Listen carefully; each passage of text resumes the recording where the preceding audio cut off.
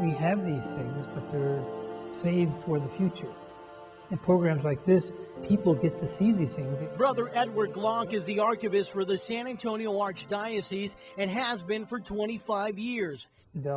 He was kind enough to take me inside his world so I could show you all the treasures you'd expect to find in hundreds of years of faith history. Back to the 1870s. We went through the main archive room. History is in every corner, on every shelf and table, and tucked away in every drawer. I can find things in here somewhat.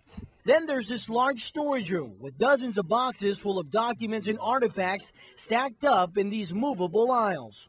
Brother Ed's office is filled with even more documents, books, and blueprints. I asked him to share some of the most memorable items that marked certain periods of San Antonio history, some never seen before by the public. Here is the beginning of the church in South Texas. This book from the colonial period holds the names of thousands baptized here in San Antonio, including the first baptism recorded. October 6, 1703.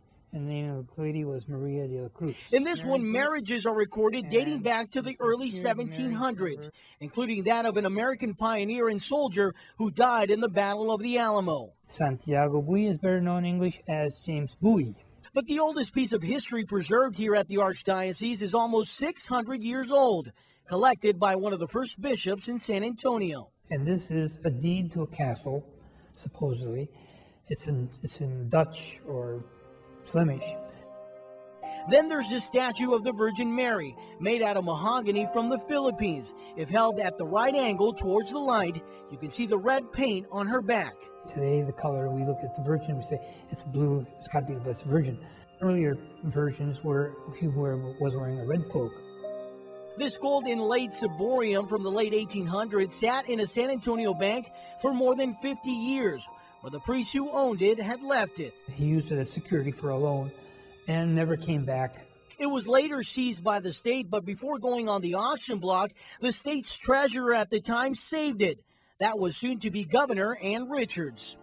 And take a look at this cross. It was given to the church by a man who said it had been in his family for 200 years and once hung in the Alamo, made of chalk over a wood frame. The back of the Christ has got the blood marks from the scourging, which is very typical of the Spanish.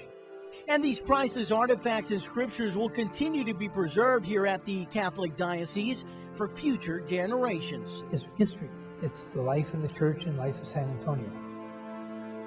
Angel Covarrubias, News 4 WOAI.